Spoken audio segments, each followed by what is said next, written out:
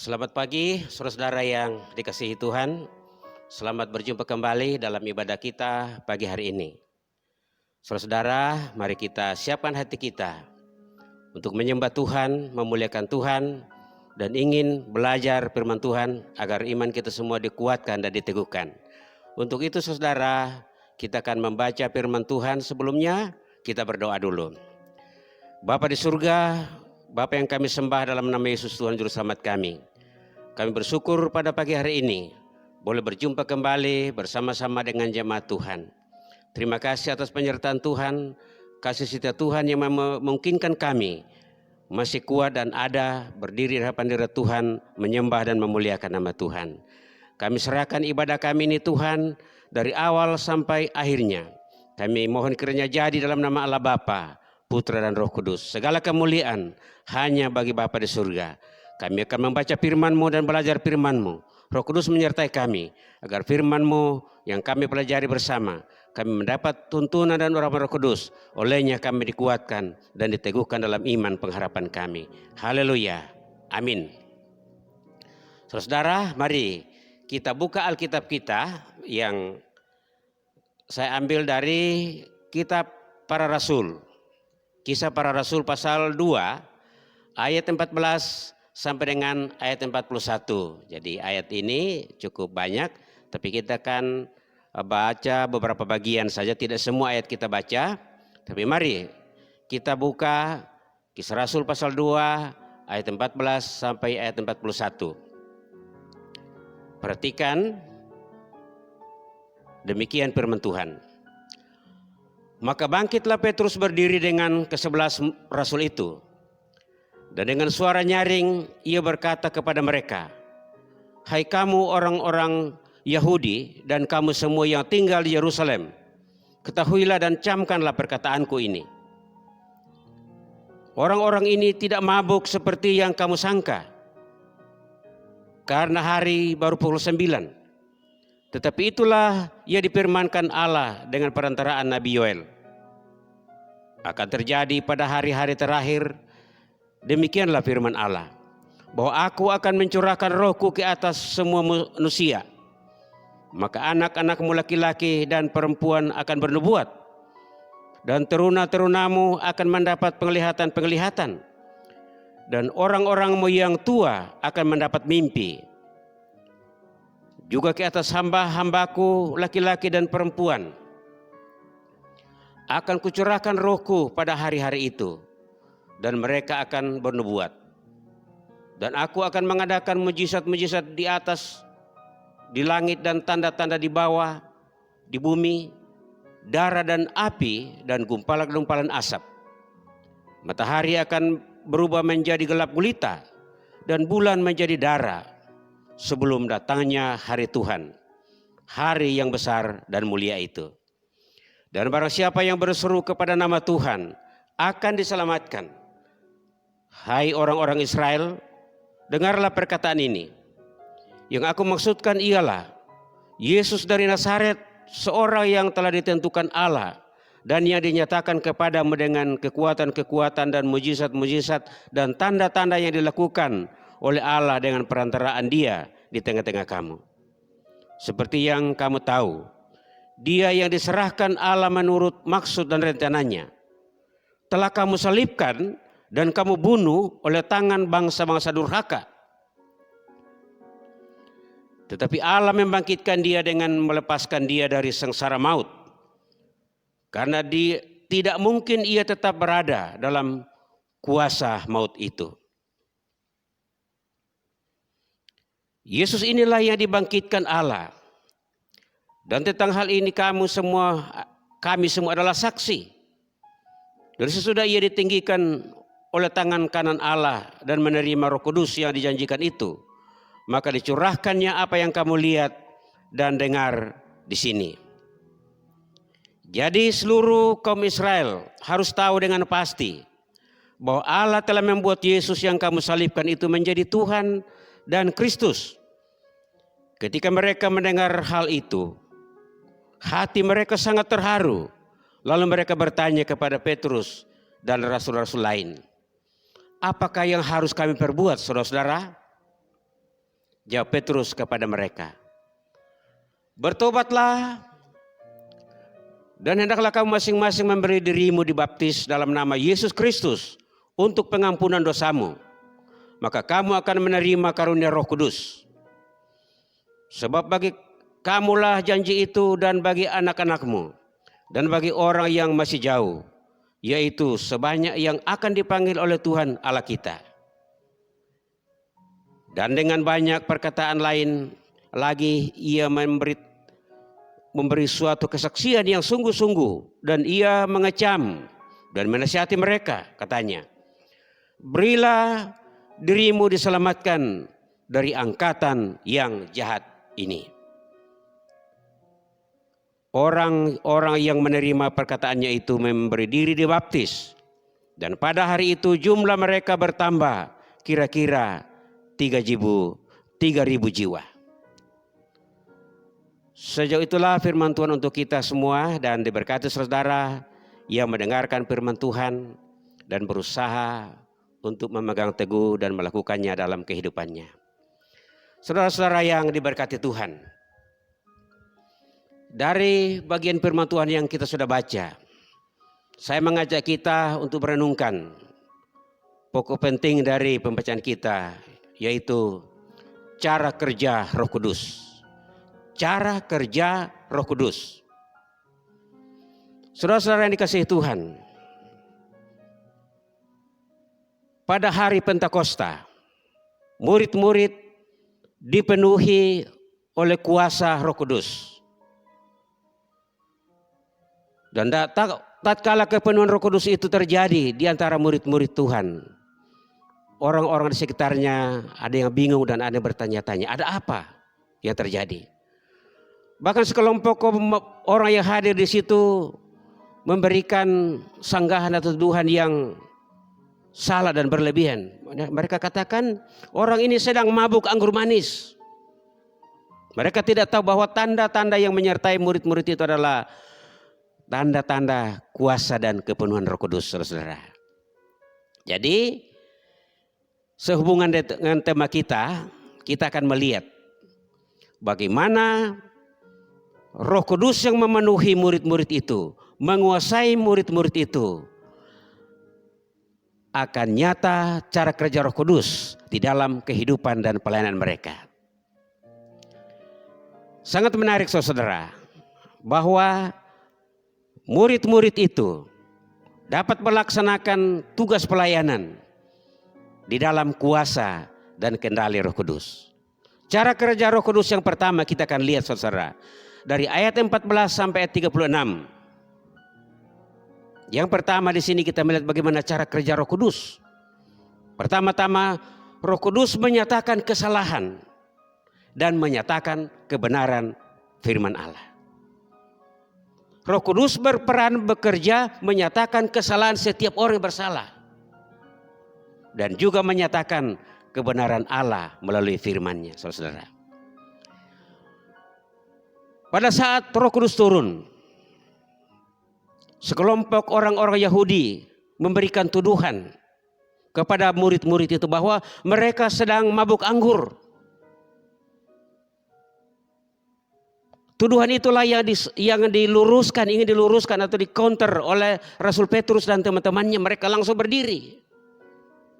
Dan dengan suara keras mereka berkata bahwa mereka tidak mabuk anggur.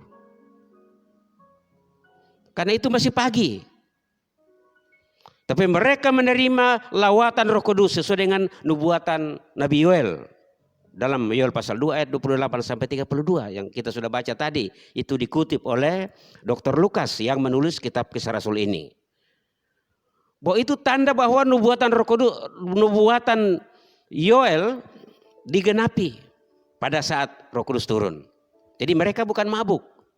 Mereka berbahasa-bahasa lain, itu bukan bahasa-bahasa yang ngaco, tetapi adalah bahasa-bahasa yang jelas, bahasa-bahasa yang dapat dimengerti dan adalah bahasa-bahasa dunia yang disampaikan dan dapat dimengerti oleh kurang lebih 15 perwakilan negara-negara yang datang dalam pertemuan besar di kota Yerusalem, saudara-saudara. Petrus dan teman-temannya sekali lagi berdiri, berteriak dengan keras bahwa tidak benar apa yang dituduhkan. tuduhan itu adalah tuduhan yang dibuat-buat dan tuduhan yang tidak beralasan. Saudara-saudara, di dalam bagian itu juga kita melihat bahwa selain kesalahan bangsa Yahudi itu diluruskan, dijelaskan bahwa itu salah. Yang benar adalah Roh Kudus sedang bekerja di dalam kehidupan murid-muridnya. Nah, di situ juga dijelaskan bahwa kebenaran firman Tuhan harus ditegakkan, harus dinyatakan dengan benar. Itu pekerjaan Roh Kudus. Dari ayat 16, 22, 24, 32 sampai 36 di sana kita sudah baca tadi bahwa kebenaran firman Allah harus dinyatakan. Jadi itu pekerjaan Roh Kudus yang menyatakan, menjelaskan kepada setiap orang yang mendengar melalui para hamba-hambanya. Tanda-tanda yang mendahului datangnya Roh Kudus dalam ayat 16 sampai 18 tadi itu kita sudah baca bahwa itulah awal dari hari Tuhan dan harinya kerajaan Allah di dalam dunia ini yang memerintah di dalam jemaat Kristus melalui peristiwa yang terjadi pada hari Pentakosta itu, saudara. Berikut juga tanda-tanda akhir zaman dalam ayat 14, ayat 19 sampai 20 itu tanda-tanda yang akan terjadi pada akhir zaman, di mana peristiwa itu akan mendahului kedatangan Kristus yang kedua kali. Jadi dalam nubuatan Yoel ini ada dua peristiwa besar. Peristiwa hadirnya kerajaan Allah, mulainya gereja, dan juga tanda-tanda zaman itu juga akan terjadi pada saat Kristus akan datang kedua kali melantik umatnya atau saleh-salehnya, saudara. Dalam hal ini Rasul Petrus menegaskan kepada orang Yahudi bahwa Yesus Kristus yang kamu sudah salibkan, itu kebenaran firman Tuhan harus dijelaskan kepada mereka. Kamu sudah salibkan, kamu bunuh tanpa proses hukum yang benar dan adil melalui tokoh-tokoh Yahudi, petinggi Yahudi yang menggunakan kekuasaan tentara Romawi waktu itu, sehingga Yesus dibunuh, disalibkan dan sampai mati. Dalam ayat 24 tadi ditegaskan juga bahwa tatkala dia mati 3 hari 3 malam di dalam kubur, tapi pada hari yang ketiga dia dibangkitkan oleh Allah. Ayat 24, dia bangkit dari kematian. Yesus yang mati, dia bangkit dari kematian. Dan ayat 32 Petrus dengan berani menjelaskan bahwa kebangkitan Kristus itu kami adalah saksi ahli. Kami adalah saksi mata dari peristiwa kematian sampai kepada kebangkitan. Itu pekerjaan, cara kerja Roh Kudus, menyatakan kebenaran dan menyatakan kesalahan manusia. Dan kebenaran firman Allah disampaikan dengan jelas di tengah-tengah orang yang tidak percaya, saudara. Petrus meyakinkan bangsa Yahudi bahwa Yesus yang kamu sudah salibkan itu adalah Tuhan dan Kristus. Dia adalah Tuhan dan Mesias atau juru selamat orang Yahudi dan juga juru selamat seluruh umat manusia. Kebenaran ini tidak diterima oleh orang Yahudi bahwa Yesus itu bukan Allah, Yesus itu bukan Tuhan. Itulah salah satu alasan Yesus dipaksakan untuk dibunuh oleh tokoh-tokoh Yahudi atau para ahli Taurat, saudara. Dalam ayat 36 itu ditegaskan oleh Petrus, meyakinkan pendengarnya bahwa Yesus yang kamu salibkan itu, yang dia sudah bangkit, dia adalah Tuhan dan Kristus. Artinya Tuhan dan juru selamatmu, bahkan juru selamat seluruh dunia, seluruh umat manusia yang percaya kepada dia. Saudara-saudara yang kasih dalam Tuhan, begitu tegasnya Petrus dalam khotbah perdana di mana Roh Kudus bekerja dan berkarya di dalam kehidupan hamba-hambanya. Cara kerja yang pertama, sekarang yang kedua, ayat 37 sampai ayat 41, yaitu Roh Kudus menyadarkan orang berdosa. Dan Roh Kudus juga bekerja untuk membuat orang berdosa bertobat. Memberi kesadaran dan menuntun orang kepada pertobatan yang sejati. Orang Yahudi setelah mendengarkan khotbah yang disampaikan oleh Petrus, setelah mendengarkan firman Tuhan itu begitu keras dan begitu menusuk bagaikan pedang yang bermata dua, menikam hati mereka yang mendengar. Maka firman Tuhan itu menyadarkan, menginsapkan mereka sehingga mereka merespons. Kalau begitu, apa yang harus kami lakukan? Apa yang harus kami perbuat? Roh Kudus bekerja, menggerakkan hati mereka, menyadarkan bahwa memang mereka sudah bersalah. Mereka sudah berdosa. Mereka sudah sadar bahwa mereka sudah bersalah. Itu pekerjaan Roh Kudus. Dan akhirnya mereka mengambil sikap, apa yang harus kami buat? Ini respon, tanda keterbukaan mereka. Apa yang Tuhan harus lakukan bagi mereka, saudara. Disitulah terjadi pintu pertobatan. Setelah orang mengakui dosa dan kesalahannya, Roh Kudus akan membuat dia bertobat. Apa artinya pertobatan? Kata yang dipakai di sini akar kata metanoia, itu berubah pikiran, berubah sikap, berbalik arah. Dari yang membenci Allah sekarang mengasihi Allah. Dari yang membenci Kristus sekarang menerima Kristus dan mengasihi Dia. Itu pertobatan. Itu berbalik kepada Allah, saudara. Bersyukur bahwa Tuhan tidak membiarkan mereka akan binasa. Tapi melalui firman Allah, Roh Kudus bekerja. Menyadarkan, menginsapkan mereka akan dosa mereka. Dan mereka sampai kepada kesadaran dan mengambil sikap untuk bertobat. Berbalik arah. Dari kesalahan menuju kepada kebenaran. Daripada maut, daripada kematian menuju kepada hidup di dalam Kristus Yesus, saudara. Dan setelah mereka sadar akan dosa dan pertobatannya, setelah ditunjukkan caranya bagaimana mereka harus melakukan pertobatan itu, kemudian disusul dengan keterbukaan menerima Yesus sebagai Tuhan, sebagai Allah dan Juru Selamat. Tidak hanya kita bertobat dan berdiri di tempat, tapi harus diikuti dengan keterbukaan. Sikap membuka hati untuk menerima Yesus ke dalam hati mereka. Menerima Dia sebagai Tuhan, Raja dan Juru Selamat mereka, saudara. Itu sebabnya mereka dituntun untuk menerima Yesus. Dan memberi kesempatan bagi Roh Kudus bekerja secara sempurna dalam kehidupan mereka. Dan dikatakan dalam bacaan kita tadi bahwa mereka bertobat. Mereka menerima Yesus. Dan mereka ditantang supaya berilah dirimu diperdamaikan dengan Allah. Dan berilah dirimu untuk dibaptis. Dan mereka membaptis, rasul-rasul itu membaptis mereka. Mereka memberi diri untuk dibaptis dalam nama Yesus Kristus. Dalam nama Tuhan Yesus Kristus. Saudara, dalam ayat 41 kita baca tadi bagaimana dikatakan di sana.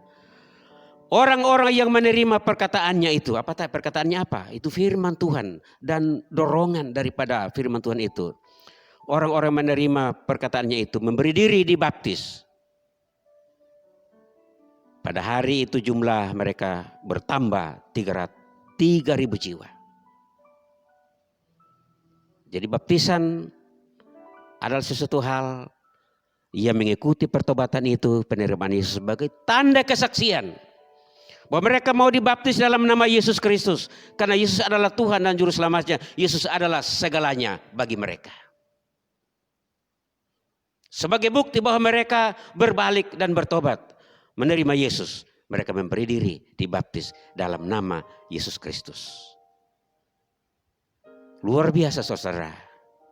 Roh Kudus bekerja sehingga orang membuka hati, orang memberi diri dan menerima Yesus sebagai Tuhan dan Juru Selamatnya. Saudara-saudara yang dikasihi oleh Tuhan, cara kerja Roh Kudus itu sangat nyata dan terukur, luar biasa, saudara. Tidak ditutup-tutupi. Di mana Roh Allah bekerja, maka di situ nama Tuhan dipermuliakan karena ada orang yang berbalik dari kematian kepada hidup yang kekal di dalam Kristus Yesus. Dengan ketegasan murid-murid menyatakan kebenaran. Dengan ketegasan murid-murid berbicara tentang firman Allah. Dengan ketegasan murid-murid menegaskan kesalahan mereka dan dosa mereka yang akan membinasakan mereka kalau mereka tidak sampai kepada pertobatan, saudara. Tatkala mereka mendengarkan firman Tuhan begitu keras, mereka tidak berdalih. Mereka tidak memberikan alasan dan sanggahan. Tidak. Mereka langsung menyadari kesalahannya. Karena apa? Itulah pekerjaan Roh Kudus. Kalau Roh Kudus bekerja dalam hati setiap manusia mendengarkan firman Tuhan, pasti dia akan sadar. Tatkala orang membuka hati kepada firman Allah dan menerima kuasa Roh Kudus melalui firman-Nya, orang itu akan sadar. Tidak menjadi batu. Tapi kalau hati yang membatu, pikiran dan sikap yang membatu terhadap firman Tuhan, itu Roh Kudus tidak bekerja karena tidak diberi kesempatan. Ada roh lain, ada roh jahat yang berada di dalam hatinya. Tapi tatkala orang membuka telinga, membuka hati kepada firman Allah, dan firman Allah menegur dengan keras, maka orang akan terbuka. Apa yang harus kami lakukan? Apa yang harus kami buat? Bertobatlah, insaflah, dan terimalah Yesus. Beri dirimu dibaptis, saudara. Itu pekerjaan Roh Kudus, saudara. Orang-orang Yahudi yang sadar itu dari kejahatannya, langsung menyerahkan diri. Karena apa? Roh Kudus bekerja secara tuntas. Roh Allah bekerja secara tuntas. Dan firman Tuhan bekerja secara sempurna. Sehingga orang-orang yang mendengar itu membuka diri dan menyerahkan diri kepada Tuhan. Saudara yang kasih dalam Tuhan, 3.000 orang ini bukan perkara mudah. 3.000 orang yang keras hati sekarang melunakkan hati dan membuka diri. Karena itulah karya Roh Kudus. Bukan karena kehebatan pembicara, bukan karena kehebatan Petrus dan teman-temannya. Tetapi itulah bukti karya Roh Kudus dan cara kerja Roh Kudus yang jelas dan terukur di dalam pelayanan, di dalam gereja, dalam jemaat, pada jemaat perdana itu, saudara. Saudara-saudara yang kasih dalam Tuhan, kalau kita mau diberkati oleh Tuhan, kalau kita mau merasakan berkat dan kasih karunia Tuhan, karena orang Yahudi tadi ditantang bahwa untuk itulah nubuatan ini disampaikan untuk bagi kamu dan bagi anak-anakmu. Supaya mereka menerima kasih karunia, keberkatan dan keselamatan di dalam kerajaan Allah. Kita membuka hati kepada Tuhan. Kita membuka hati kepada firman Allah. Sehingga firman Allah mengoreksi kita. Kalau kita salah, ya kita salah. Jangan kita salah baru kita membenarkan diri. Orang yang paling celaka adalah orang yang salah tapi berusaha membenarkan diri. Tapi orang paling diberkati adalah orang yang salah dan mengakui kesalahannya dan menerima firman Tuhan, menerima teguran dan membuka hati dan bertobat dan menyerahkan diri kepada Tuhan. Maka Tuhan memberkati. Saudara-saudara yang dikasihi oleh Tuhan, inilah firman Tuhan untuk kita. Kiranya Roh Kudus yang sudah bekerja di jemaat pertama juga bekerja sekarang dan seterusnya di dalam kehidupan kita, sehingga kita semua dipakai oleh Tuhan. Siapapun kita, sebagai milik, sebagai muridnya, kita dapat dipakai oleh Tuhan. Roh Kudus bisa memakai kita dan bekerja secara luar biasa dalam kehidupan kita, tatkala kita membuka diri dan hidup melakukan kehendak Dia. Tuhan memberkati kita. Kita berdoa. Demikian firman-Mu Tuhan untuk kami hari ini. Kami bangga dan bersyukur bahwa firman Tuhan tidak pernah berubah dan kuasa Tuhan tidak pernah berubah. Yang berubah adalah sikap hati kami dan sikap hati jemaat-Mu Tuhan. Dan kami tidak melihat bagaimana Roh bekerja. Kami tidak memahami bagaimana cara Allah bekerja, cara Roh Kudus bekerja. Karena hati kami keras dan tidak terbuka di hadapan hadirat Tuhan. Biarlah kami belajar kepada orang-orang pada masa Pentakosta. Membuka hati, membuka diri, membuka telinga. Dan tidak hanya mendengar tetapi membuka hati, membuka diri. Dan menerima firman itu dan Roh Kudus memberkati mereka. Berkati kami semua Tuhan. Dalam kehidupan kami, Di hari-hari yang sulit, di masa-masa yang sulit sekalipun, kami tetap setia. Berkati seluruh jemaat-Mu, teguhkan jemaat-Mu Tuhan, dalam iman dan pengharapan. Dimanapun kami berada, di rumah dan di tempat kerja, dimanapun kami berada, jadikan kami alat Tuhan. Karena kami tahu kami adalah milik-Mu. Tuhan merindukan kami semua untuk menjadi saksi dan jadi berkat bagi orang lain. Untuk menyatakan cinta kasih-Mu kepada orang-orang yang ada di sekitar kami, yang belum mengerti dan belum mengenal akan juru selamatnya. Terima kasih Tuhan. Berkati seluruh jemaat-Mu di tempat masing-masing, dalam setiap keluarga, dalam rumah tangga, dalam pekerjaan mereka. Mereka sudah mulai bekerja, Tuhan tuntun terus. Sehingga mereka bekerja dengan baik, dengan penuh tanggung jawab. Sehingga dimanapun mereka berada bekerja dan berkarya, Roh Kudus berada di tengah-tengah mereka. Dan menjadikan mereka sebagai pekerja-pekerja yang menyenangkan hati Tuhan. Anak-anak kami yang sedang belajar, walaupun masih harus belajar di rumah, Tuhan menyertai. Anak-anak kami semua mendapat hikmat, urapan Tuhan. Anak-anak kami semua sukses dalam cita-cita mereka, dalam perjuangan hidup mereka. Sehingga mereka diberkati. Mereka sukses dalam cita-cita mereka. Kami percaya Roh Allah bekerja. Roh Allah menyertai, memberikan hikmat, kecerdasan bagi anak-anak kami semua. Terima kasih Tuhan. Bangsa dan negara kami doakan. Pemerintah kami dari tingkat pusat sampai daerah-daerah. Roh Tuhan menuntun dan menyertai. Sehingga mereka menjalankan tugas secara maksimal. Untuk menghadapi masa-masa yang sulit, menghadapi pandemi corona ini, supaya kami semua diberkati Tuhan, pemerintah kami dan gereja Tuhan diberkati, gereja bangkit, gereja kuat menjadi saksi Tuhan. Terima kasih, terpujilah nama Tuhan. Kekasih-kasih Tuhan, arahkan hatimu kepada Tuhan dan terimalah berkat Tuhan. Kasih karunia dan damai sejahtera dari Tuhan kita Yesus Kristus, kasih yang kekal dari Allah Bapa kita,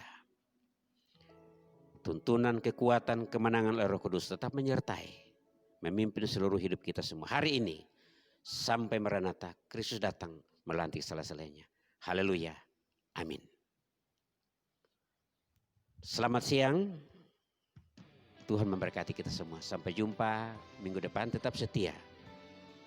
Ikuti seluruh kebenaran firman Allah dan ikuti seluruh petunjuk yang diberikan oleh aparat kepada kita semua. Tuhan memberkati. Sebagaimana ku ada berdiri menghadap tahta-Mu Bapa, semua karena anugerah-Mu yang telah selamatkanku. Ku hidup dalam segala kelimpahan, ku layak untuk melayani Tuhan. Semua karena anugerah-Mu tercurah bagiku. Besar anugerah-Mu, berlimpah kasih-Mu, semakin hari semakin bertambah.